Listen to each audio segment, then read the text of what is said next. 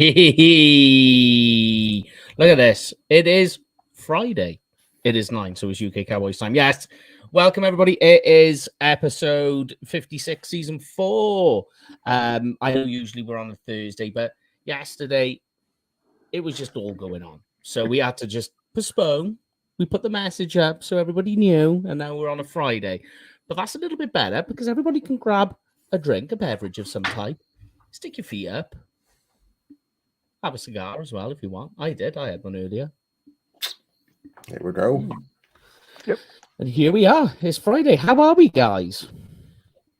I'm glad to be back on the airwaves. I mean, I've had PC problems the last 2 weeks, which obviously you guys had to fill in with the draft, the mock draft 2 weeks ago and all that. So it's just been crazy, and I've ended up having to buy a new laptop. So. Oh, that's commitment for you. Yep. How are we, Paul? It only feels like not very long ago me and you were talking again. Yeah. Nothing much else to say on that, really. No. My wife is questioning things. I think your wife's questioning everything what we do now. This is true. Yeah. So, but there we go. Yes. So we're going to be doing some news and updates. Try and go through a little bit of draft, but there's so much news that has come out this week that not sure how much we'll squeeze in. We will squeeze some in because the people have questions. I got one good one that somebody's asked me. We'll go through it a little bit later. But let's start off, guys, because basically today the Dallas Cowboys have announced their full coaching squad. I don't know. Have you seen the list, Paul? You've seen him? Yep. Is it Tozier, McClure, and there's the new running back coach as well. Yes. I mean, go for it, Lorne. Running back coach was also what?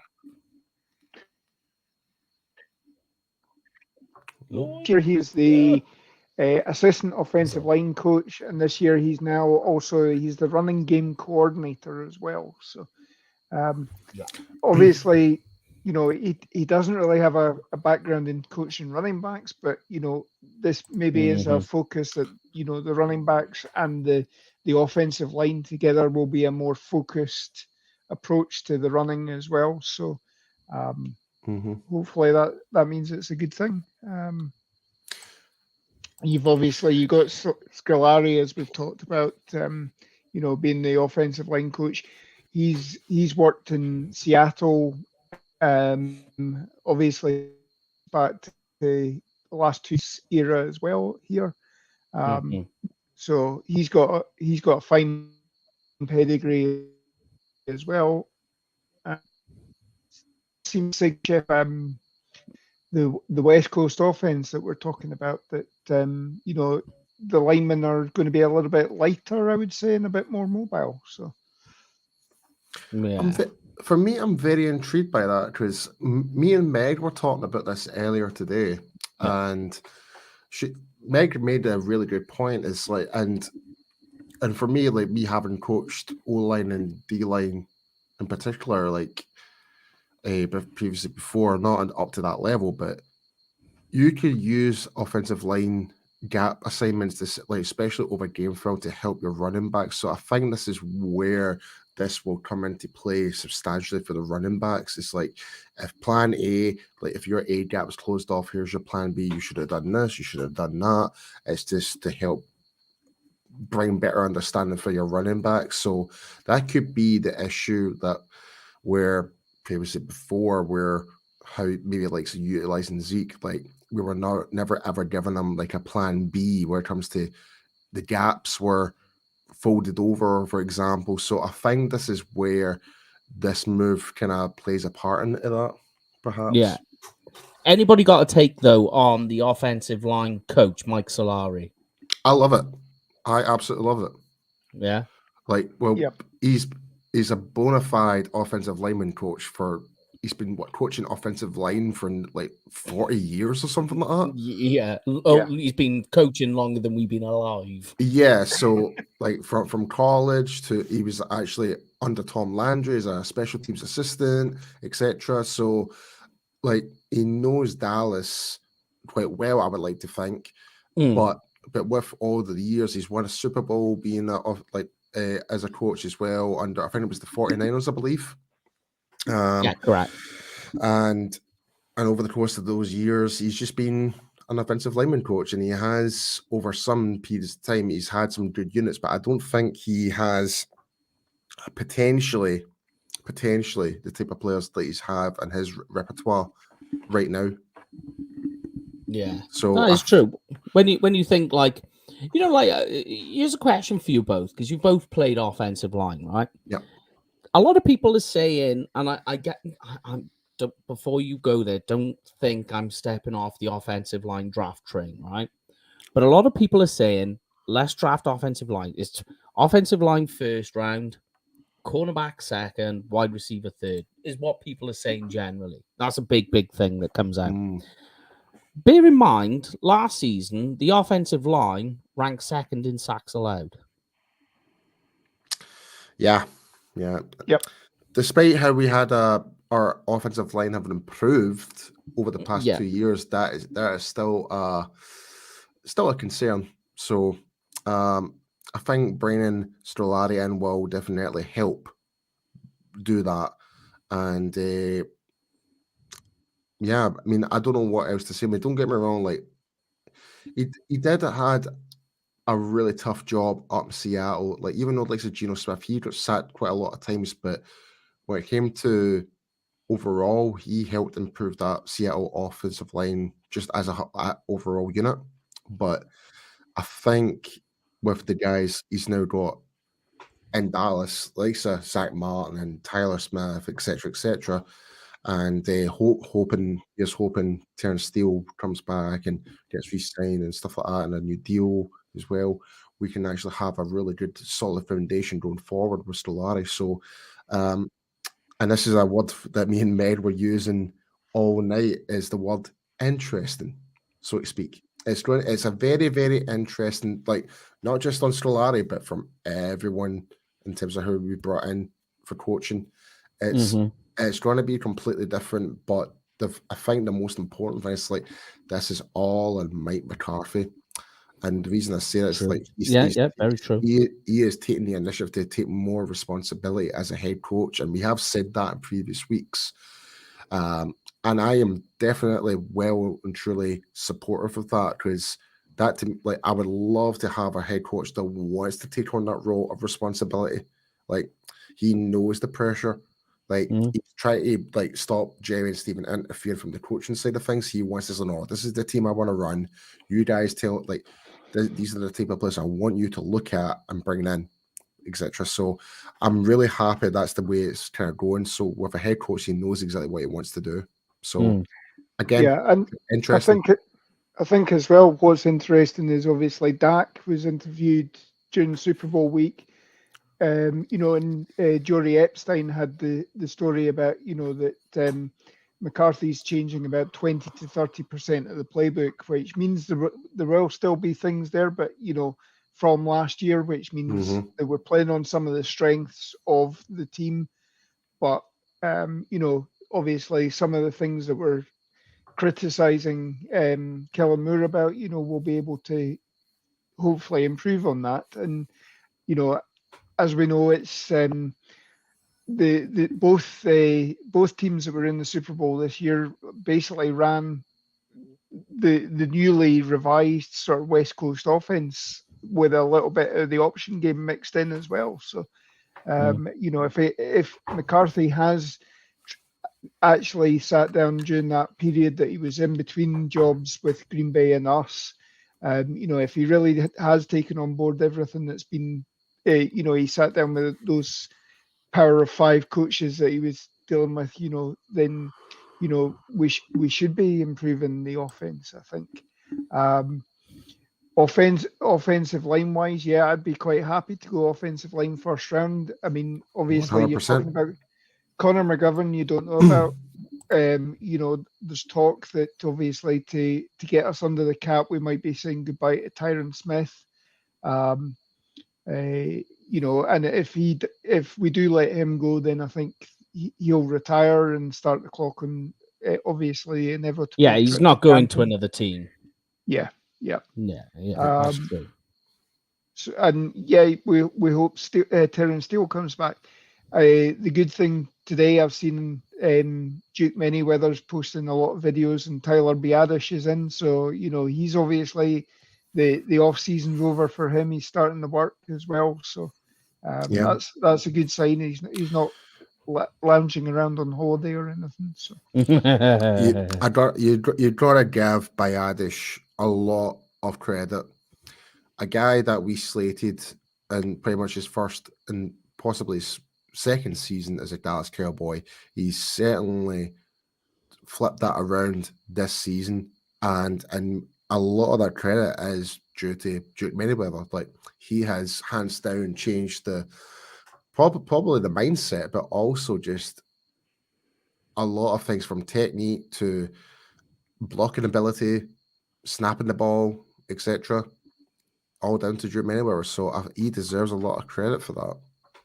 Yeah. Good to see the Labastries in the house. We also see DG Dog and the Fumble Hurts is here. So Labastri just said, if you bring that question back up there, Mike. Sorry, it wasn't me. Me. Sorry. So Labastri just said, big question mark at left guard, and the running game till that stuff the Steele went down. So I find the lead in the first round charge for people. I mean, if we do go offensive lineman in the first round, I would not be disappointed at all. I think it is a void. I mean, there is other areas I think we could probably get like best player available. Yes, we are talking. I'm glad that you mentioned that, Labastri. We are talking about Tyler Biadasz, the Pro Bowler. Yes, we are. I'm more deserved than Tyler Huntley, the Pro Bowler. So. So, and because I know the Fumble Hots made the comment that we're not drafting the O-line in the first round. We already have 2 first-round pieces in the O-line. They will draft an offensive guard in the third round.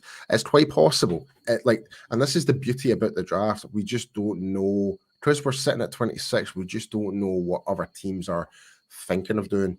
Like, if we knew what they were doing, then obviously we already knew what our draft pick's going to be. So, I mean, it could be wide receiver, it could be cornerback, it could be the defensive interior lineman, like the Skylar Itka from Baylor. It could be that guy who is an absolute freaking beast.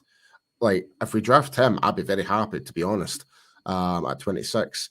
So there's a lot of good options where we're sitting at. Like, there's some good players that can be available when we're on the clock. So, but I think we can all say it's like whatever best player is there available. I don't think we will be disappointed. I think the only thing we would be disappointed is if we were to trade up for someone and lose draft capital in terms of the later round picks and next year, because we need as many picks as we can to kind of help, like, cater for this West Coast offense. So potentially another running back, potentially another tight end, potentially 2 wide receivers later on in the draft. So there's a lot of things that we do need to consider. Yeah, I'm glad you said tight end, because that's something we're going to talk about toward the end of the show, because it's something I think people are completely overlooking, which is going to be... We will draft a tight end, I will say that, because as far as I'm concerned, Dalton Schultz is out the door as far as I'm concerned. I don't see it. Like, there's no way, like, and I don't know at the top of my head, but I believe his if we were to franchise tag him again, it'll be similar. So it's pretty much nearly double to what it's the same idea what happened with Kirk Cousins when they tagged him twice 2 years in a row. So it's just doubled up the value of it. So you've got to give him something like 25% over what he was making last year. So so that's why it's 13. I mean, I'm all for Dalton to get his money. I'm all for that, but I just don't see him getting that contract with Dallas right now. and plus, I am now at the stage now. I think the franchise tag is actually playing devil. It's just a salary cap bullet to the head, pretty much. Yeah. Well, we are going to talk about the franchise tag today. Yeah, that's something we will get into. But continuing on with the coaching side, guys, we'll just stick there at the minute. Scott Tolzien, quarterbacks coach. Anybody find that an interesting take? I mean, here's one for you: is that obviously Wisconsin Badgers quarterback, not too bad. Colts and Chargers, San Francisco, and someone else. Analytics. He's been a lot on the analytics side. What do you guys make of this particular coaching hire? Have you got a take on it? My initial take is I don't really have an opinion. I do find a bit of a question mark, same as what we did for the running backs coach. Like, but it's the ones that you just don't, the ones you don't really know too much about seem to be the more surprising acquisitions that might actually caught you off guard. As, oh wow, is that what they can do? Yeah. Okay, I'm very intrigued. You know, so again, this kind of goes back to what I was kind of saying. I think with all the coaches, with all the coaching hires that we have made, it's, you just know this season's going to be completely different. If it's going to be for the better or possibly the worse, so we just don't know. So there's a big question mark going forward. But it goes back to Mike McCarthy with him taking that extra responsibility. Yeah, I think obviously the good thing is Tolzien's been in the building a year. He was quality control last year as well, so he will have at least had some sort of relationship with Dak. But you know, it's now a fresh voice that's in, and again, he's much like Kellen Moore, much like John Kitna. He's had experience of playing quarterback. It's not like you're not asking a tight end to coach. Like that. Yeah. So they played snaps. He has an idea of different offenses, and I think he also had a tie-in as well with Belichick as well at one point. I think you're right, Lauren. Well. I think you're some right. Sort of tie-in there. So I mean, that obviously, you know, he's had some sort of coaching from a master as well. So.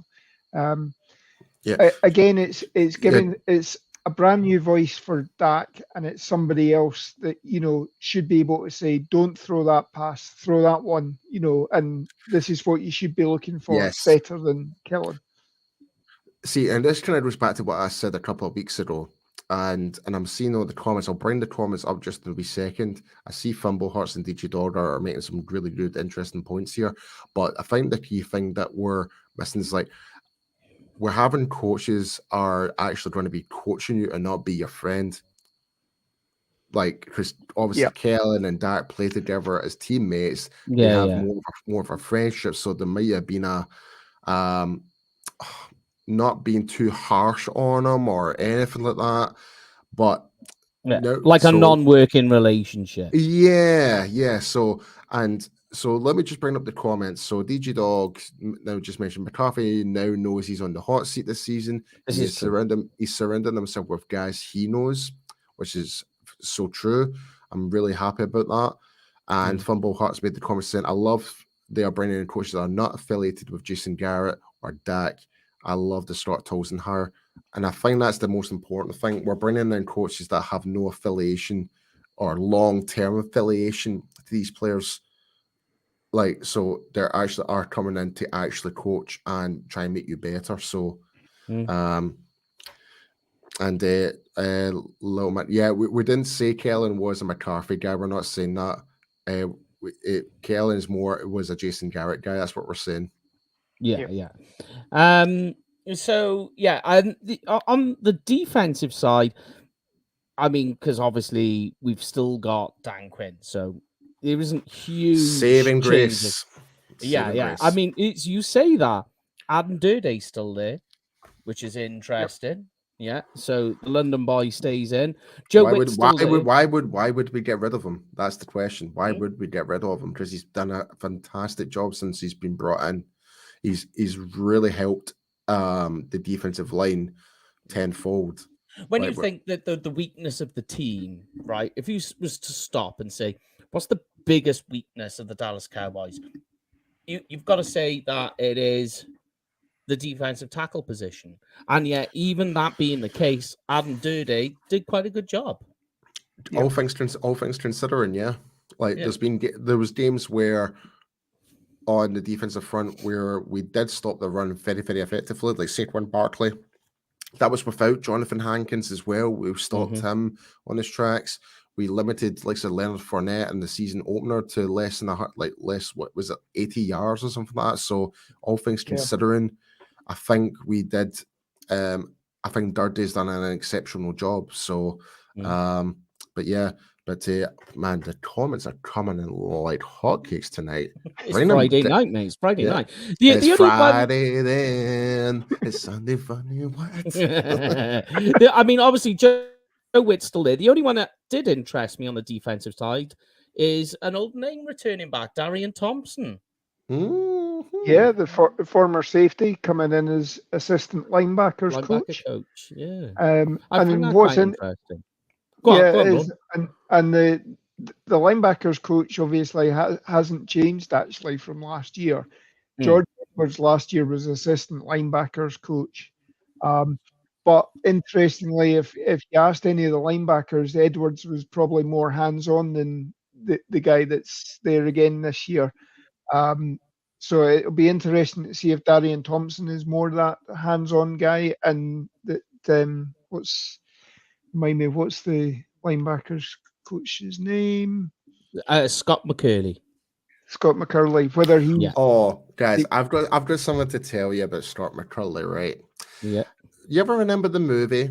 Right, actually, so think of Scott McCurley and put a red wig on his head, right? Have you? Right now, watch the Incredibles movie. Tell me that does not look like Syndrome from the Incredibles. It's an absolute splitting image of him. Like, just to kind of prove my point, let me do a wee side by side of him. So yeah, get it up for the people. Yep. And I'm on about the picture there, Paul. But I mean, Darian Thompson, I was quite interested when I heard it. I was like, "Is that a different one? Am I missing something? Possibly?" And it was like, "No, the same guy." Right. You know, I'm a fan for the ex-players coach, you know, because they've got all the insider track on the most up-to-date, you know, what it's like to be in the NFL at that present time. So there's a big advantage to that. Apart from that, any other coaches, guys, that sort of stick out to you? I mean, John Fassel is still over on his side. I mean, like I went through the others. I know we could talk about them all, but I mean, we'd end up killing the show if we talked about them all. Yep. I think the big one, again, going younger with former players, you've got Sharif Floyd coming in for assistant DL coach as well, who is he was a defensive tackle. So, you know, there's somebody to bolster that. He was a first round pick at defensive tackle as well. Obviously, the career didn't pan out, and then he had he's had nerve damage in the knee after a meniscus operation a couple of years back, you know, which ended his career. So he should be at least useful and give more up-to-date techniques than probably Leon Lett could. And, you know, it's sad to see, obviously, Leon Lett go after so many years in the business. But, yeah. Go on, Paul. Are you guys ready now to see this? Yeah, let's go. Right. Okay, so here he is. There's McClurry, Scott McClurry, right?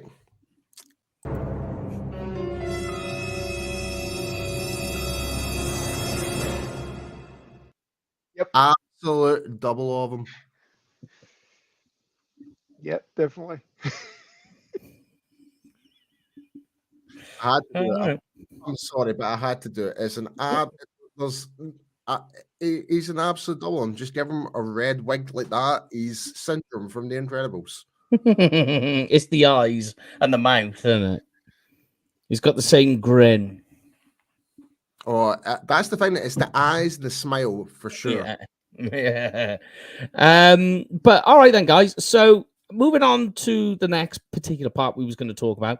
I thought we'd talk about franchise tags because the franchise tag season is now open. So basically, teams have got until the 14th of March to tag them. Any player from that point on is on the open market. They're a free agent.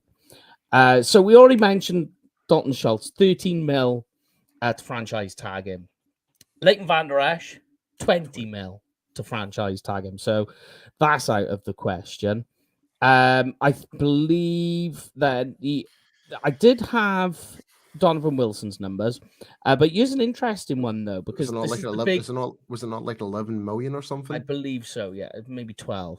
But Tony Pollard is the hot runner at the moment for people to say put the tag on him.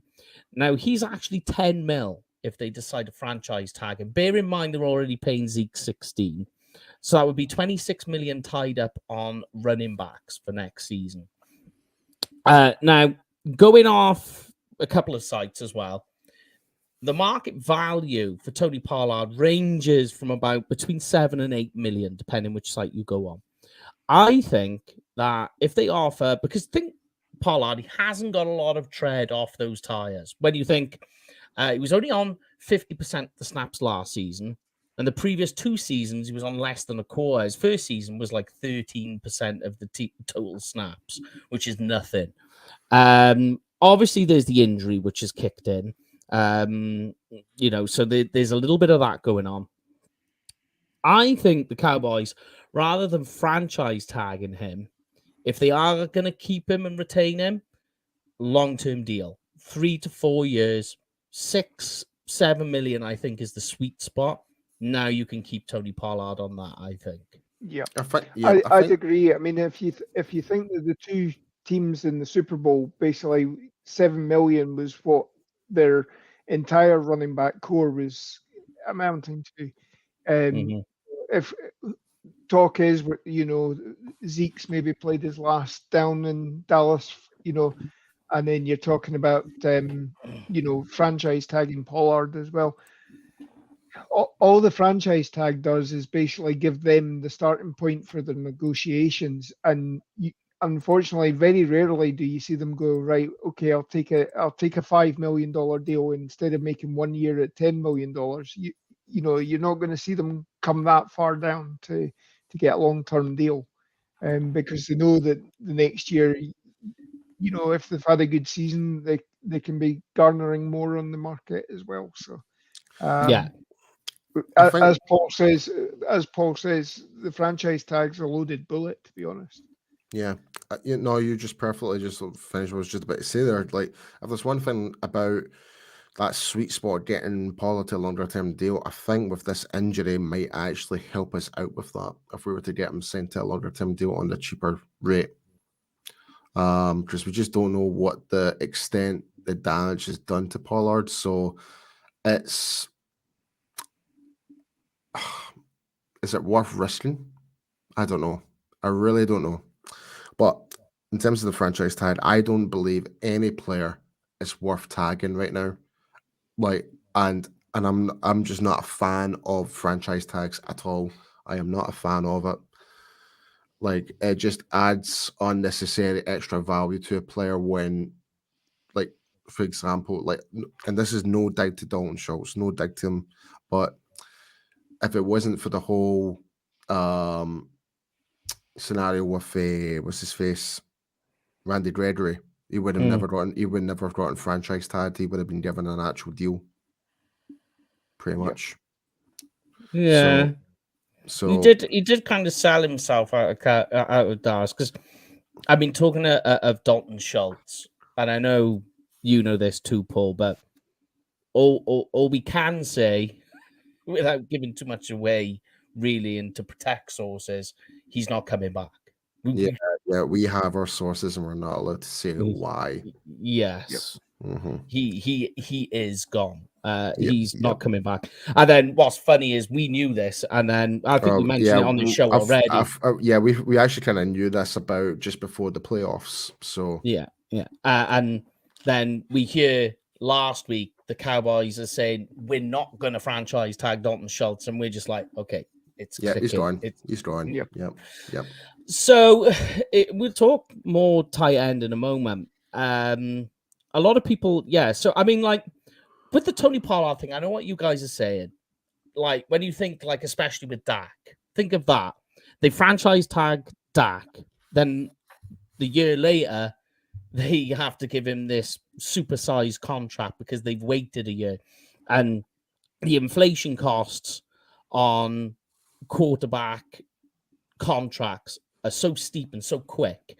Like this season, you're going to see quarterbacks getting 50 without breaking a sweat. There's going to be 55. It won't be long, and quarterbacks will be on 60 million a year contracts. It's coming. Like I know it sounds bonkers. It's just the way it goes with that position. And do you remember the time? What was Tony Romo's contract? Wasn't his whole contract like 55 million at one point? Yeah. So I know. When you put that in that perspective, it just shows you how much it has inflated from a 5-year contract of 55 to 60 million. It's now becoming that for a season. Yeah, that is insane. Yeah, I can remember people screaming and shouting when there was like the likes of I'm trying to remember which quarterback. It might have been Peyton Manning, and it was like, oh yeah, he's getting a $20 million contract. Like that's a backup quarterback nowadays. Yeah, no, yeah. But you look at Danny Dimes wanting. He's now saying I'm so glad you 45 mentioned this, million. Lord. I'm He so wants glad you 45 mentioned million. He's more likely to get 35 million.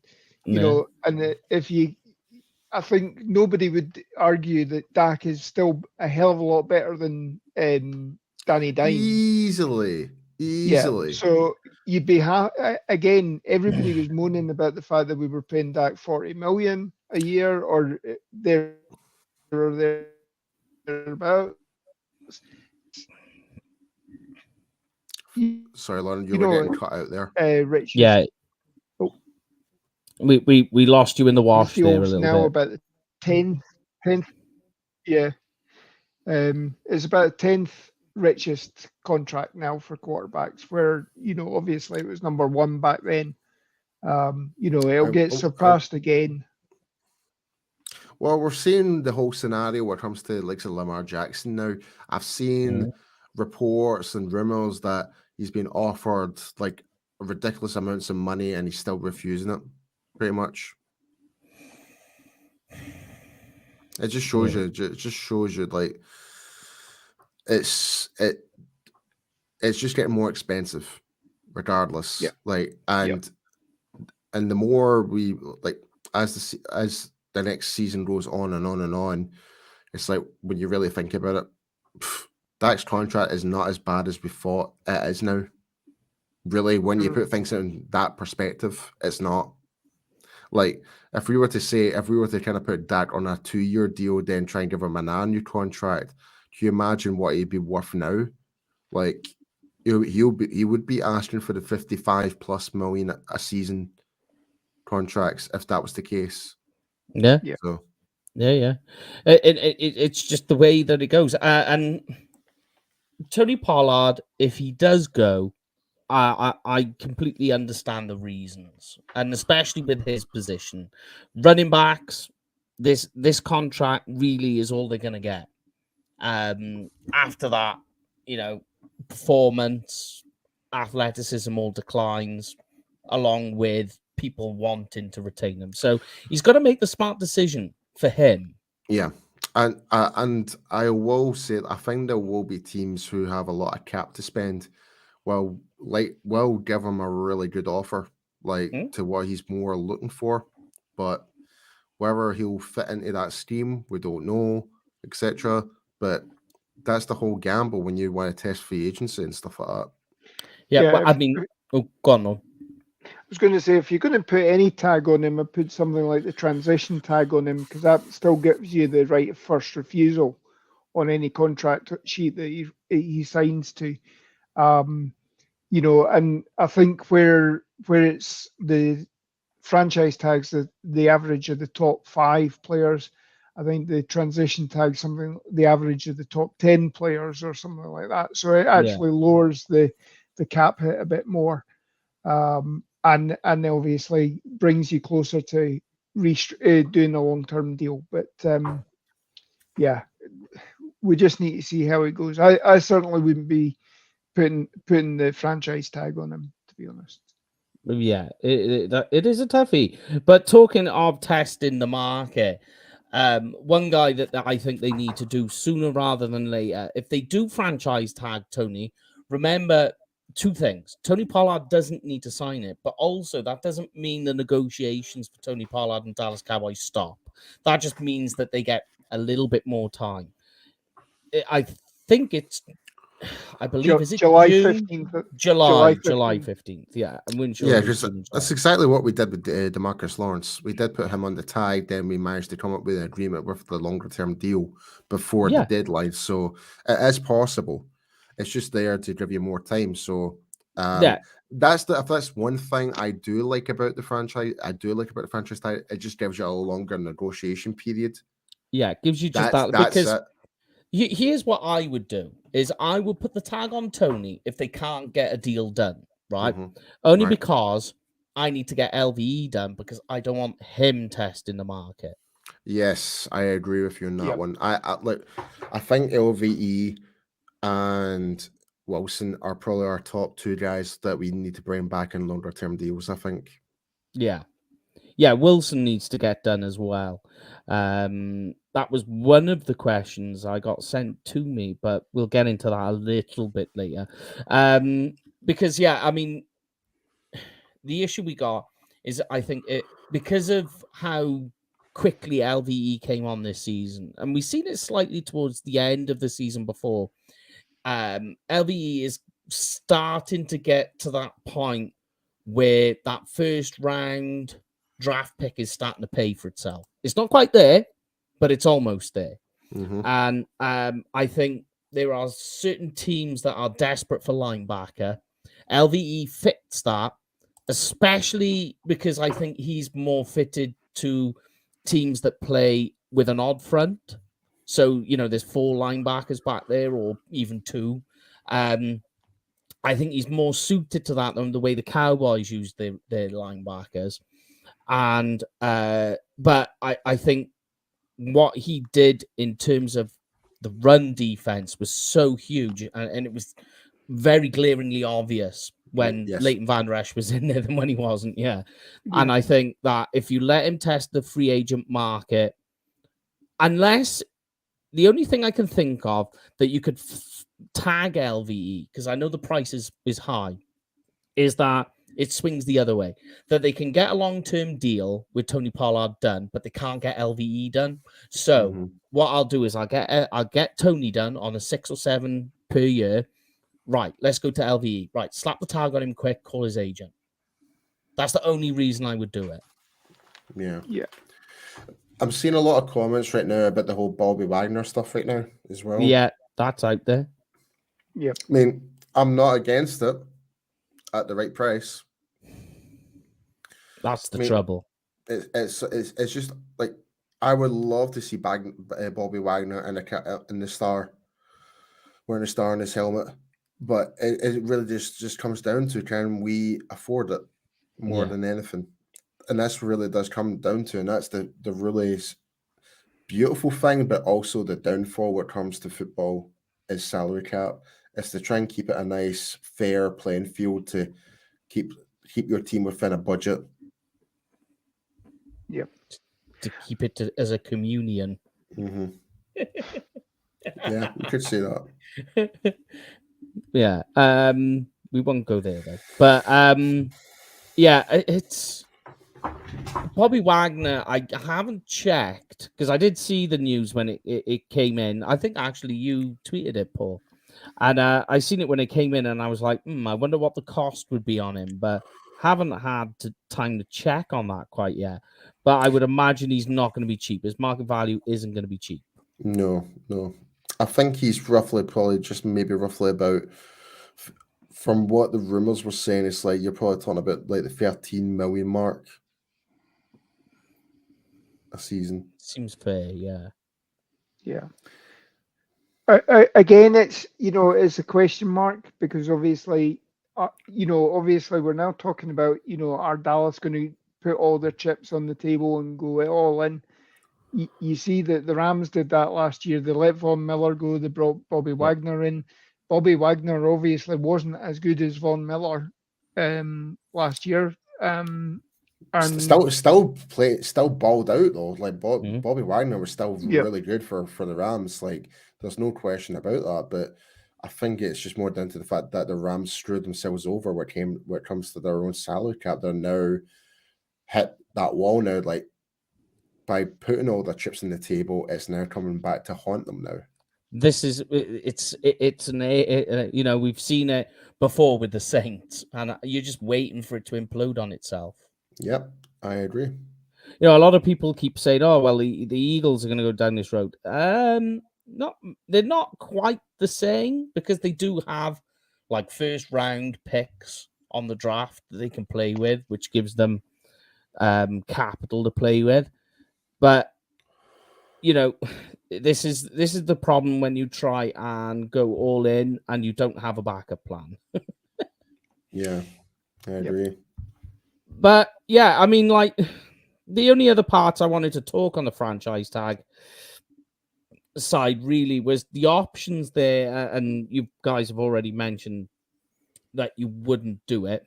But talking of roster spots and what we would do, and we were talking about the defensive tackle position as well, here's an awkward conversation to have, and I hope Cam fan aren't listening, is I was looking through the roster and looking at the roster spots, yeah. Neville Gallimore. Now, I know he's still on his rookie contract. He's on the cap and what have you, but it's the roster spot I'm concerned about. So he was graded the 7th lowest in the NFL at the defensive tackle position. There was rookies and third string defensive tackles that were better than him. Is he worth keeping around, guys? I know we got Carlos Watkins, who I think didn't play badly. I think he was coming along quite nicely. I know he was on the practice squad at the start of the season, but as the season went on, Watkins was playing pretty good football. And I just wonder, is that enough for, and I know because people are saying the defensive tackle, the Cowboys never invest in it. Maybe now is the time. But the issue is Gallimore worth keeping for that?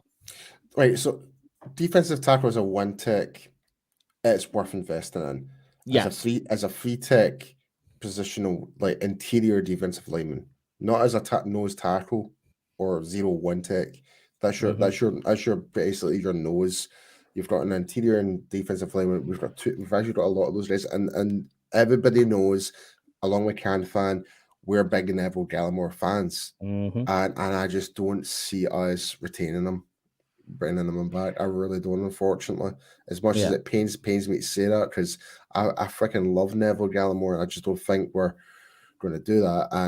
And DJ Dog just made the comment, and I'd made this comment earlier about Shakaya Aika from Baylor. I think that guy would be fantastic as our one tech.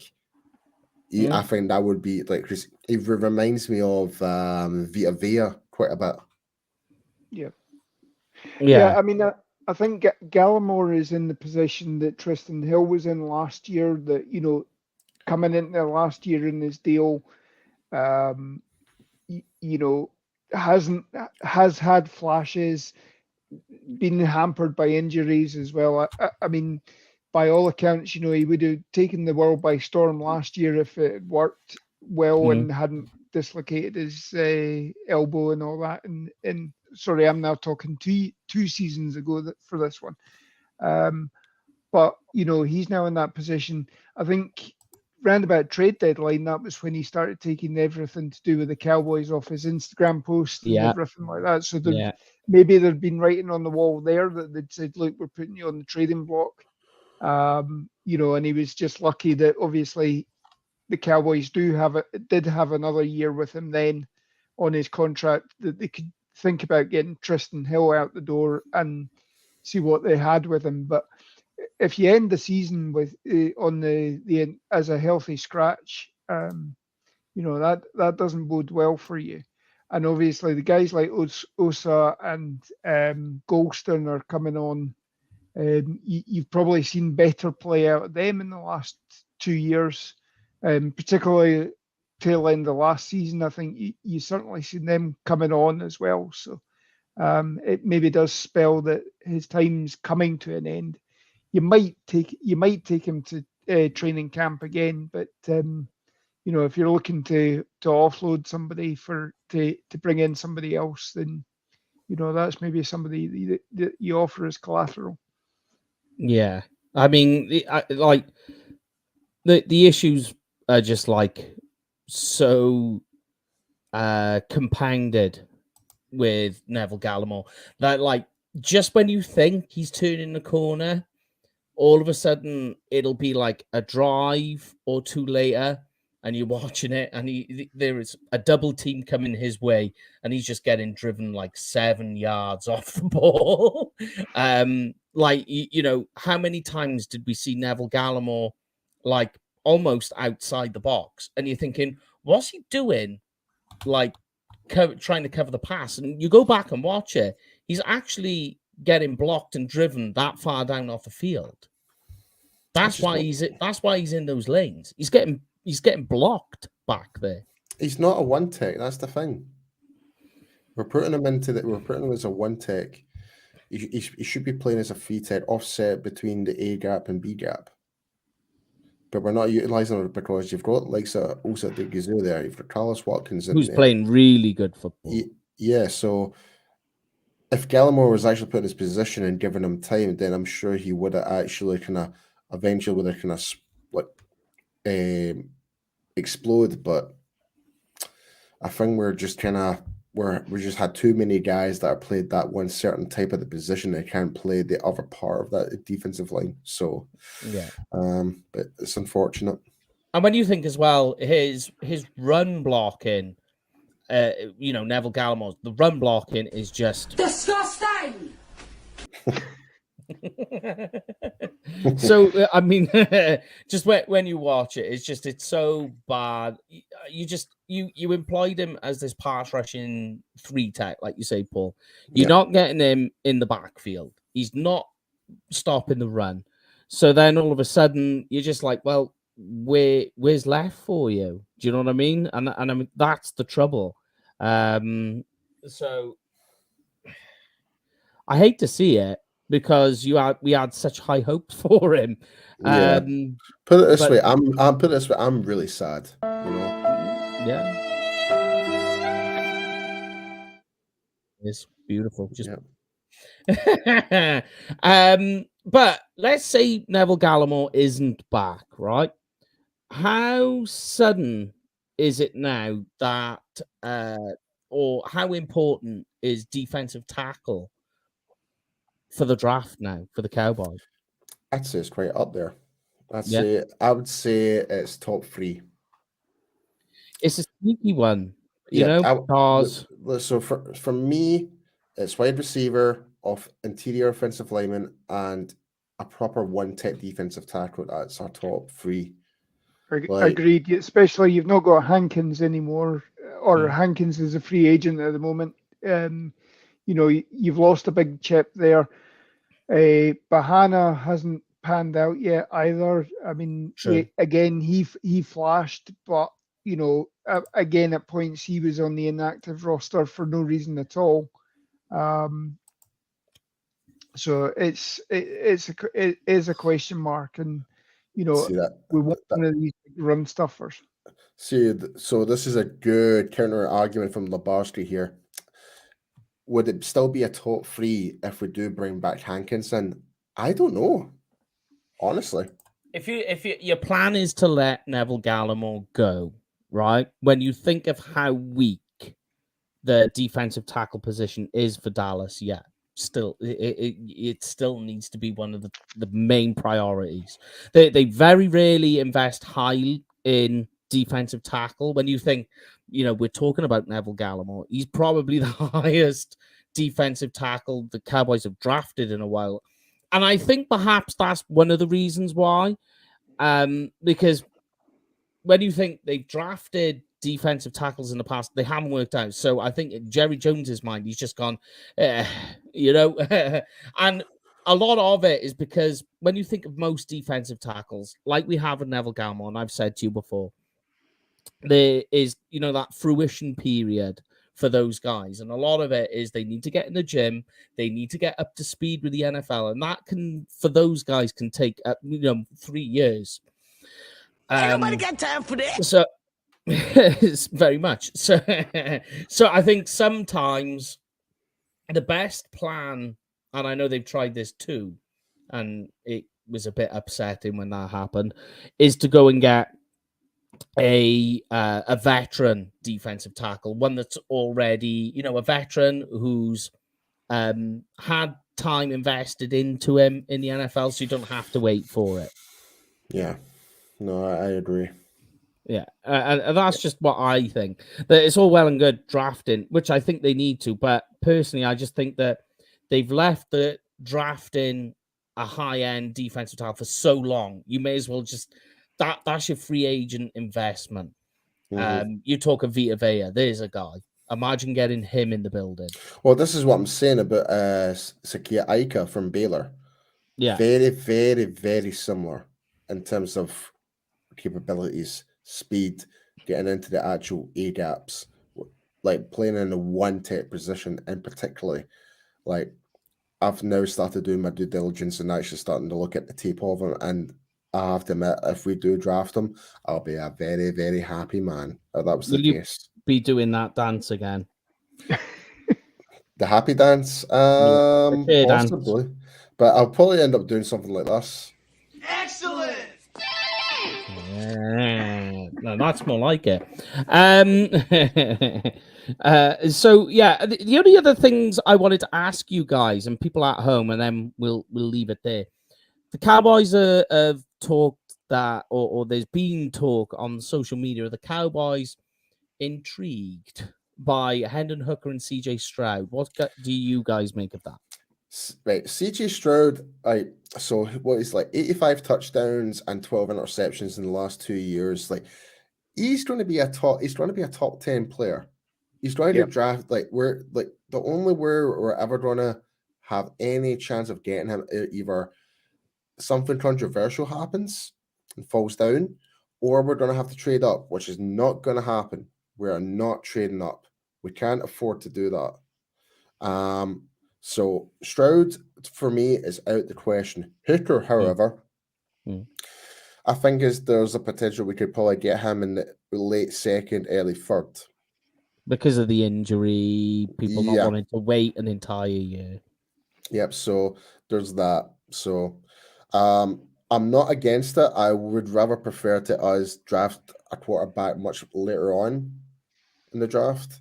Like Mike McCarthy will. That's the Mike McCarthy way. Yeah. So I don't know if drafting a quarterback in the late second and third round is a solution for bringing in as a backup. So I just don't see why we need to do that. Yeah. But again, if we're going more towards this West Coast offense, we might bring in a player that's more tailored for that. We don't know if our current backup players Cooper Rush, is he tailored to a West Coast style offense? Is that tailored to that? Again, it's another question mark that leaves going into this offseason. Yeah. Yeah. As Paul says, Stroud will be going about 10, at worst about 15, I think. Stroud won't last. Yeah, that's true. Yeah, Stroud won't last. I see us taking somebody like the Senior Bowl MVP Hayner. Jackie. Around fourth round or so. That's probably the area. I mean, McCarthy, yes, he likes taking quarterbacks every year, but I don't. It's always been day 3 quarterbacks. It's very rarely been a day 1, day 2 guy. Unless I know Jerry will be jumping up and down for somebody, and it's whether you can call him down off the cliff. But I mean, I would be picking somebody up, maybe a bit higher than Danucci, but somebody fourth round or so. Yeah, don't diss the Danucci, man. He had a great game. He had a great game for the Sea Dragons, man. He is actually doing so well for the XFL right now. He's doing awesome. A little shovel pass into the end zone. To Josh Gordon as well. Yeah. That reminds us, we may actually have ourselves a minor hookup when it comes to the True Boulevard hats when we're over. We'll go and make the introductions and see what you think. Yeah. But here's my last question, and we'll get out of here, guys. I put a post out, a tweet. At first, people found it crazy, but all of a sudden, that is beginning to turn, and people are liking this idea. So here's a hypothetical for you, right? So the Atlanta Falcons, they are, I believe, 53 million right now, 53 million over the cap, right? They are in full rebuild mode right now. They are missing major parts. They need to clear space. They need to get as many draft picks as they can. So how about this, Paul? Right? You never answered me. You never answered me. And people found it crazy. And J Tuck, funnily enough, sent a choo-choo train to me. To get I know. Yeah, I knew you were on it when you mentioned. I know where you're going with this. And so would you do it? Would you trade your first round pick? Right, bearing in mind it's pick number 26, right? And I know you lose a little bit because of the 5th year option, etc. But think about how long it takes for tight ends. Again, that fruition period. Rookie tight ends, very rarely do they explode onto the scene like some have. That's few and far between. Usually it takes them a couple of years. But think about this. You trade your first round pick, right? You get Kyle Pitts in the building. We just said Dalton Schultz is not coming back, right? So Kyle Pitts helps you with your tight end situation, fits the West Coast offense, helps you because he can play out as a wide receiver, wide receiver, and from the slot as well. You help Atlanta Falcons because they get a first-round pick to help them with a rebuild. They clear...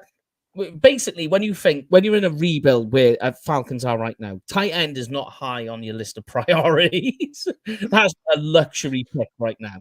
So all of a sudden, things have just opened pathways for both teams. Now, I know it sounds crazy when you first say it, but think about this. Are you getting, like, Dalton Kincaid is probably the closest thing you can get to a first round, because I think Michael May has gone before the Cowboys pick. But you get Kyle Pitts, who I think is better than both of those tight ends. And think what he does for the roster and for Dak. What? Yeah.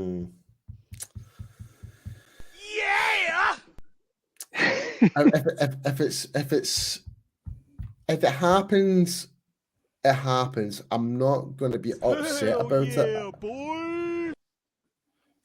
That's a bit overuse of the sound effects there. Come on. Think about it. No, I'm thinking about it, mate. I'm not against it, but I'd rather not. We didn't. I think we're better. You know where I'm kind of getting on with this. Like, I feel with the other news that we do have, I think that will take more of a priority. Like, if we do decide to go for Kyle Pitts, then cool, whatever. We've got a hybrid tight end wide receiver playing who can actually catch the ball and actually score points in the board, which is cool. But is it worth it though? I don't know. I really don't know what else to really say on that. Like, I'd rather prefer we just stuck to our guns and get the best player available that's on that draft board and actually build the team and more like I really don't know. I really don't know, mate. again, it's a case of short-term gain. If we picked up Pitts, they were both drafted in the same year as Micah Parsons. They're both first round draft picks. So you're activating the fifth year option at the same time, which is the equivalent of a franchise tag as well. So you're then putting stress on your salary cap again there. You obviously wouldn't give up a first round pick unless you're going to sign him to another deal, much like we did with Amari Cooper. Yeah. I personally, I wouldn't, to be honest. Especially as well, by all accounts, Travis Kelce has said that, Jake Ferguson is the next coming of him, and if his, even if he only turns out to be half of Travis Kelce, I'd be more than happy with that. I'm very happy with what we got out of the tight end room this year anyway. I'm telling you, Ferguson's the power up. I'm telling you. Yep. I mean, Ferguson, what he was missing coming out of Wisconsin was just weight. He didn't, because that's how he got beat so easily off blocks. And he just needed to get in the gym, is what he needed to do, basically. So I think that here's the trouble I've got and why I see it this way is go through last year and even this season.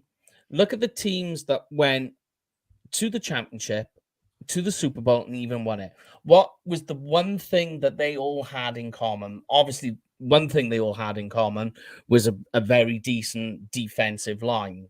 We talk about 3 tags. The other thing they also all had is a top-end tight end. Look at it that way. They all have them.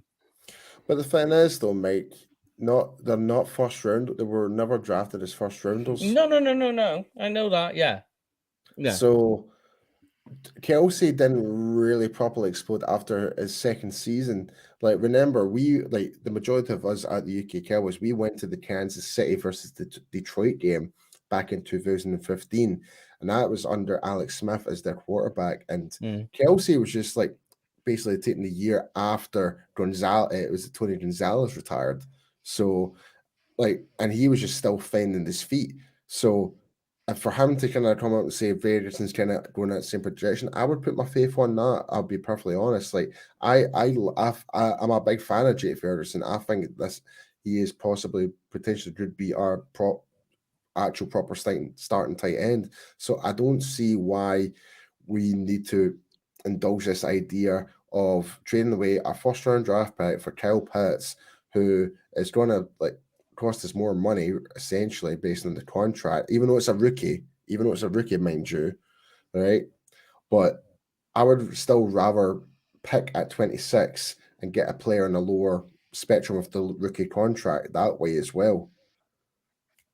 Yeah, and I mean, I know it's a hypothetical, but when you stop hypothetical, it's a bit of a reach.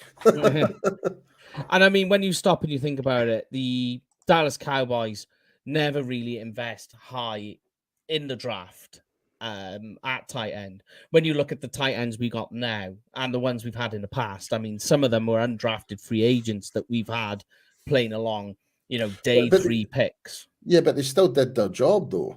No, I'm not saying they didn't. I'm just saying why this hypothetical wouldn't happen. Yeah. No, I totally agree with you on that one. Yeah. I mean, I'm just going to bring up Labarski's commentary. He thinks I'm going to get triggered by this. So, Labarski just to say, Paul's going to hate this, but my favorite mock draft I've done was Bijan Robinson the first. Nope, sorry, no. Darnell Washington the second, and Match in the third. Second and third round, cool. Darnell Washington getting to you in the second is a really high value pick. I don't see him getting out of the first. I would not touch another running back so early on. Now, I think it's now, I want to do what other teams are doing, running back by committee. Yep. It's going to be on the West Coast offense if it goes that way. Yeah, absolutely. So, to me, I think it would be a wasted, doesn't matter how much of a generational type of pick Bijan Robinson is as a running back, but he still can't pass block.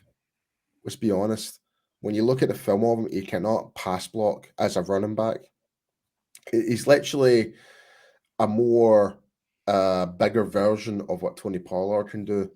Like in terms of physical, he's like the physical attributes of Zeke, but the fluidity of Tony Pollard. But he just can't pass block. That's the way I'm seeing it. I might be being harsh on the criticism on it, but I would not take Bijan Robinson in the first round, even if he's there at 26. I would not take him.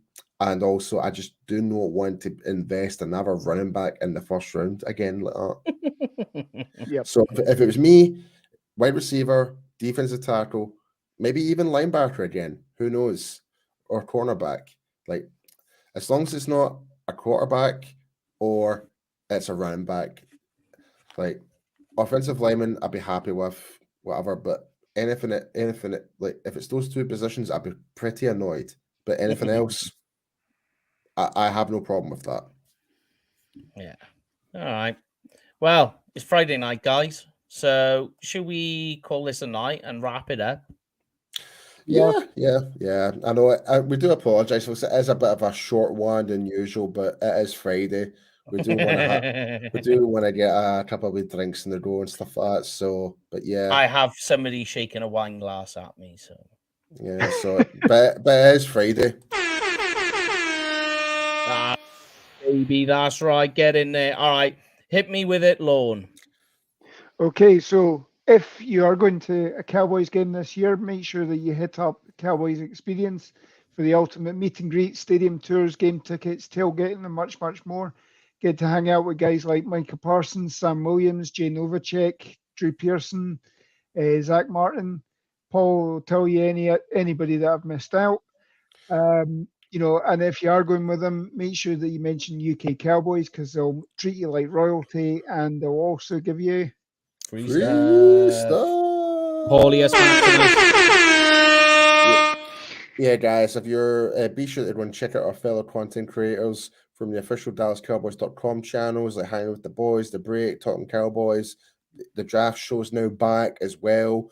Be sure to go and check out SB Nation Blog and the Boys where you can hear myself and Meg Murray. Our episode will come out tomorrow, basically covering what we kind of just talked about tonight.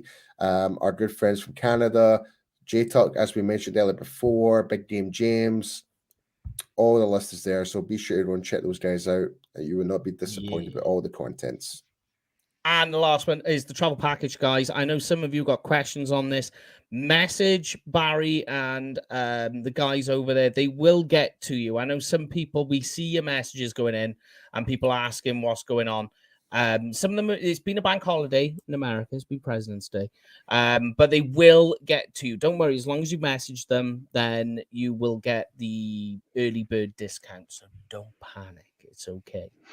But apart from that, guys, just in case anyone doesn't know, we are going to the Thanksgiving game this season, 2023. So obviously it'll be the weekend of like the 22nd over going on to the 29th. So it's that week we're going over. So yeah. That's the game we're going, and it's going to be an international takeover because our friends from Cowboys Can Fund are going to be there also. We're trying to reach out to all the other Cowboys fans all across the world, see if they're coming over for it as well, and it's just going to be a massive international takeover. Yeah, and I will tell you now, there are people in the Dallas Cowboys building as well who are very interested in this. Yeah. But that is it from us, guys. Go grab yourself a beer, go grab yourself a vodka, a whiskey, grab yourself a cigar as well. I might have two today, so I might go for my second one. Look at that deliciousness. And I am going to do the same. So have a great weekend, guys. Stay safe. We'll be back Tuesday with Prospect Project, where we're going to look at some more prospects. Not sure who me and Brian have picked yet. I'll talk to him over the weekend about it. But make sure to join us and stay safe. These guys are going to have the last word. Stay safe out there. Have a great weekend. After you. Have a good Friday night, guys.